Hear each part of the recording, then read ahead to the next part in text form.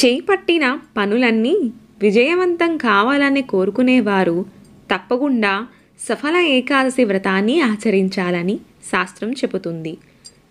ఒకవేళ ఏ కారణం చేతనైనా వ్రతం ఆచరించలేని వారు సఫల ఏకాదశి వ్రత కథను భక్తి శ్రద్ధతో చదివినా విన్నా కూడా వ్రతం ఆచరించిన ఫలితం దక్కుతుందని పురాణం వచనం.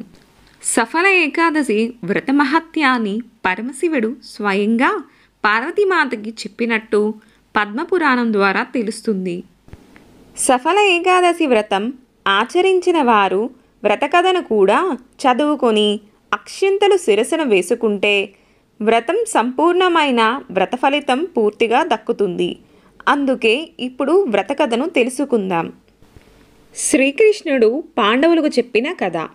సఫల ఏకాదశి రోజున జాగరణ చేసి ఆలయంలో దీపాలు వెలిగిస్తే 5000 సంవత్సరాలు తపస్సు చేసిన ఫలితం దక్కుతుందని, ఈ వ్రతానికి సమానమైన యజ్ఞం కానీ తీర్థం కానీ మరొకటి లేదని పురాణాల ద్వారా తెలుస్తుంది.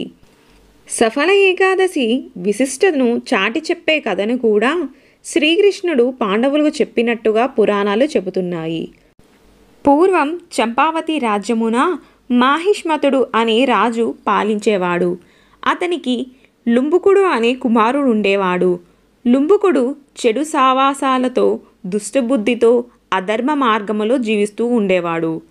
కుమారుడను కూడా చూడకుండా రాజు అతనిని రాజబహిష్కరణ శిక్ష విధించాడు.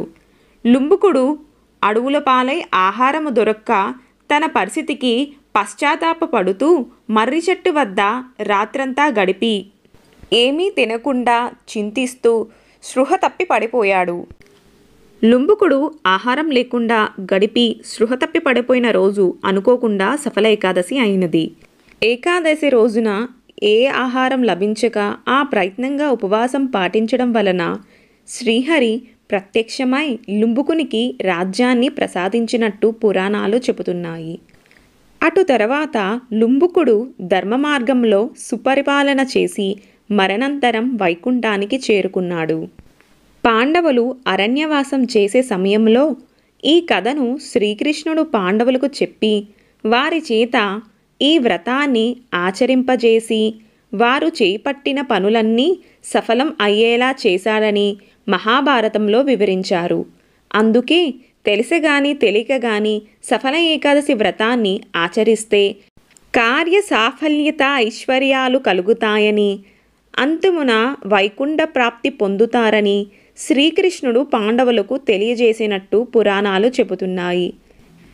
ఈ కథను చదివినా విన్నా సకల కార్యసిద్ధి కలుగుతుంది. జై శ్రీమన్నారాయణ.